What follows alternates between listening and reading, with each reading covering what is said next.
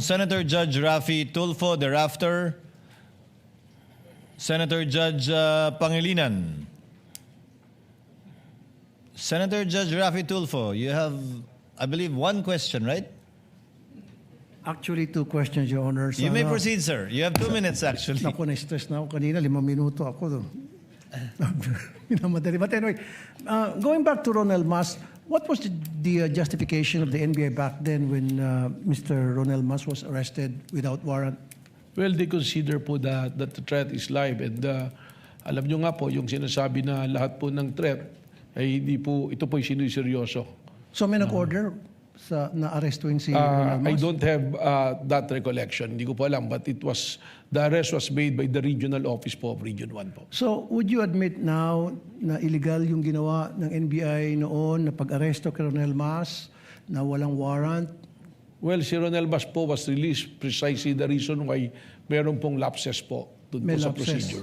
Okay. Would you also consider na the fact na merong ginawang pagbabanta si Baste Duterte na similar dito kay Ronel Mas, na dapat umaksyon din yung NBI tulad ng pag-aksyon nila sa isang guro?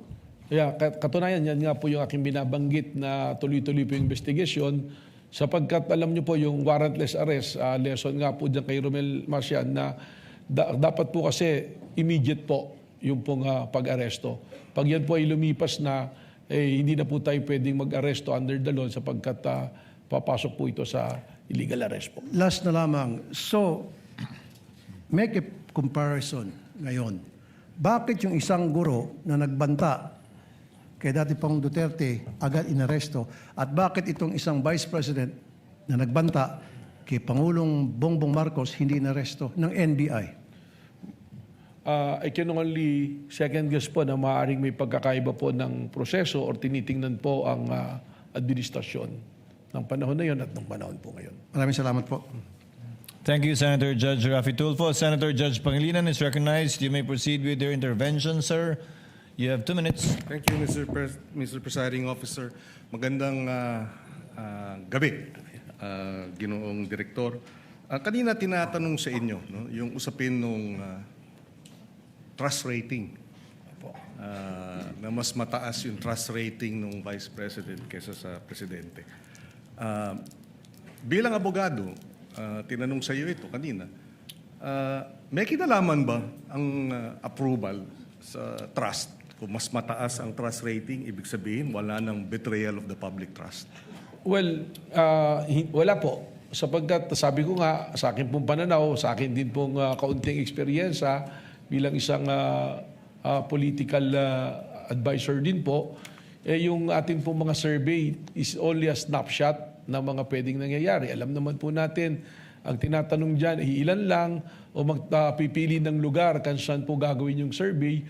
Hindi po natin pwede itong maging basihan sa pag-imbestiga sapagkat pagkaganyan po yung ating ginawa, magkakaroon po tayo ng problema sapagkat ang mangyayari sa atin dyan, yung tinitingnan pala natin ay yung numero at without accusing anyone, alam naman natin there are surveys that can be manipulated po.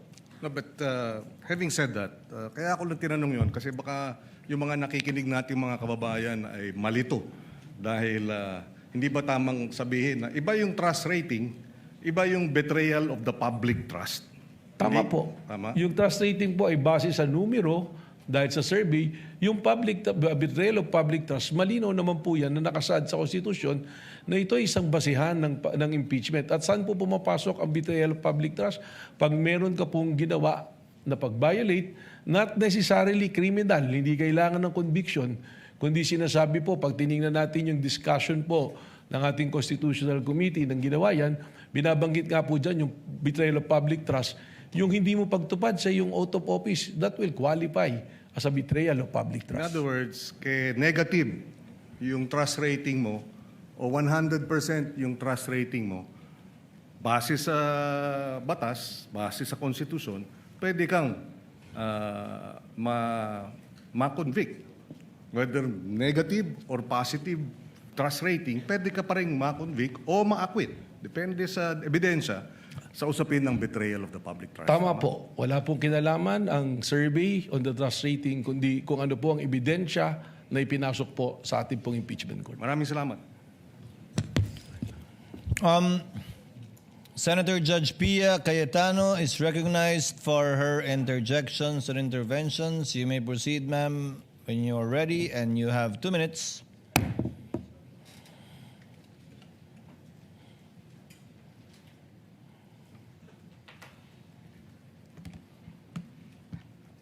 For the prosecution,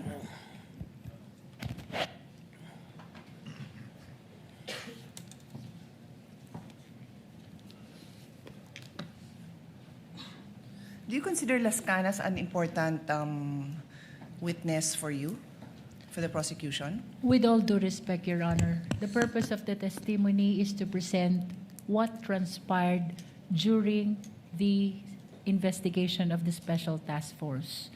As to whether or not what probative value it holds, it is not part actually of the decision of the prosecution, as what we are intending to do here is to present only what happened during the investigation of the NBI, Your Honor.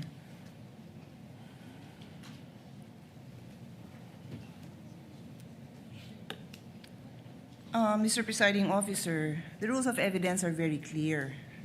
You either present a witness who provides your testimony, or you present a document. And in terms of documents, Rule 132, Section 19 says there are two classes of documents: public documents and private documents. Included in public documents are documents acknowledged before a notary public.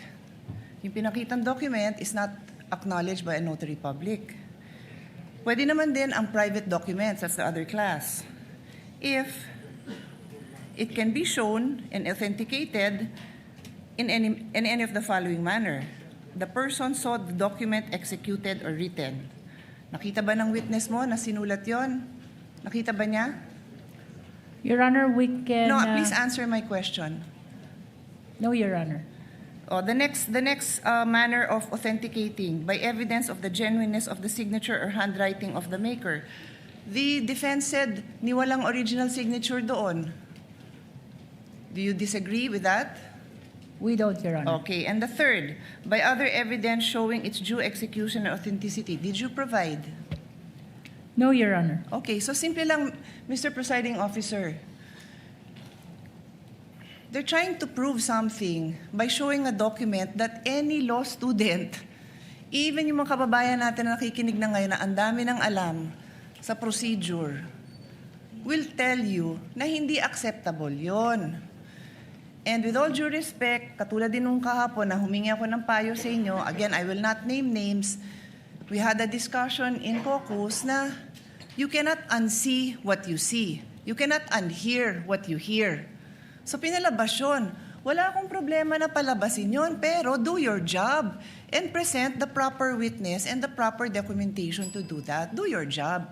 I'm addressing this, Mr. Presiding Officer, to us as a body. Kasi hindi tama yun. Magdidesisyon tayo, you warn us, pero pinabayaan natin na makita yun. Minamarkahan pa, submarkings. What's the purpose of all that? May I respond, Your Honor? Not really. I don't believe because there was a I already question. answered. I already asked you the questions, and you had a chance to respond. Yes. There was no question posed, sir. I was There's none, yes. telling the lead prosecutor. I move to my next point, Mr.